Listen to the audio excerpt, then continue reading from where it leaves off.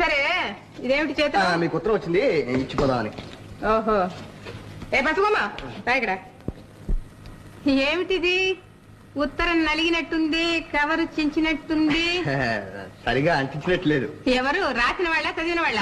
దైవ సాక్షి, దైవ సాక్షి. అంటే నీకు దయం ఎందుకులే? నేను చదవలేదమ్మా, నేను చదవలేదమ్మా. ఓహో చదివించావా లేకపోతే ఎవరికైనా చదివి పెట్టావా? అయ్యో ఊళ్ళో వాళ్ళు ఉత్తరాలు చదివితే కలిపోవు. పోతాయి, ఇప్పటికే సగం పోయినాయిగా, ఇంకా పూర్తిగా పోతాయి.